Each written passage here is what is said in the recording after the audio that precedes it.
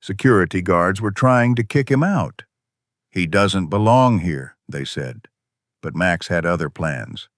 This is the story of how a street dog became a museum's greatest hero. Max was just a street dog, brown fur, tired eyes, and always in the same spot. He had been wandering the streets of New York for months, looking for a place to call home. The Metropolitan Art Museum's back door became his refuge. It was warm, dry, and, most importantly, safe. Security guards tried to chase him away every night. "He doesn't belong here," they said. "Go sleep somewhere else."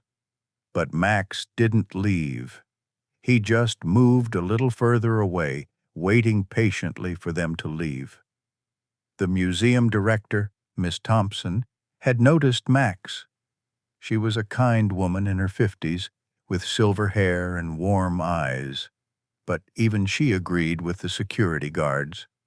"This is an art museum, not a dog shelter," she said. "We can't have animals here." Max never caused any trouble. He just came at night and left early in the morning. He never barked, never wagged his tail, just stood there, watching the world go by. Every night at 10 p.m. Max would arrive. He'd sit by the back door, watching the security guards do their rounds. He'd listen to their conversations, learn their schedules. By 6 a.m., he'd be gone, disappearing into the city before the museum opened. The guards started calling him the Ghost because he was so quiet, so invisible. But Max wasn't invisible. He was just patient. He was waiting for his moment. But Max's patience was about to be tested, because something was coming, something that would change everything.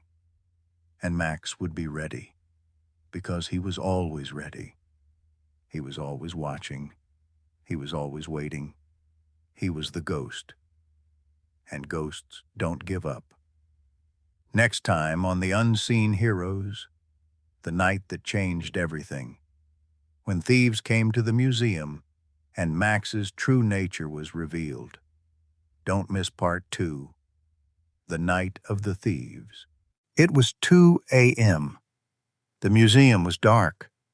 Max was in his usual spot, but tonight was different. Tonight, everything would change. Because tonight, the thieves came. Until that night came. It was a Tuesday, 2 a.m., and the museum was completely dark. Security guards were changing shifts. Max was in his usual spot next to the back door. But that night was different. The air felt different. Max's ears perked up. He heard something, footsteps, not the heavy boots of security guards, but lighter, more careful steps. Thieves had arrived. 2 men, dressed in black, with professional equipment. They had studied the museum's security system, knew the guard schedules, and had a plan. They were after Van Gogh's Starry Night, worth over $100 million.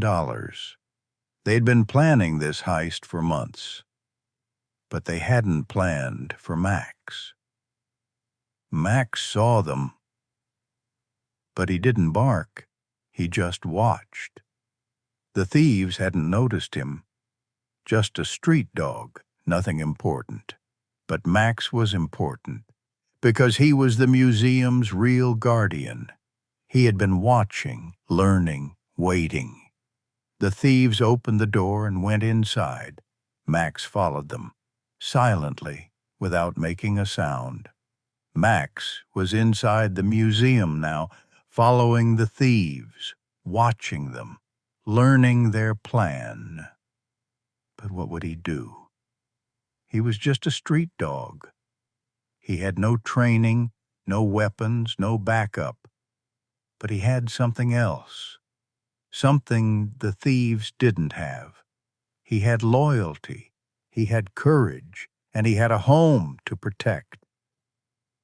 Next time on The Unseen Heroes, the chase begins. When Max follows the thieves into the museum and his true heroism is revealed, don't miss part 3, The Chase.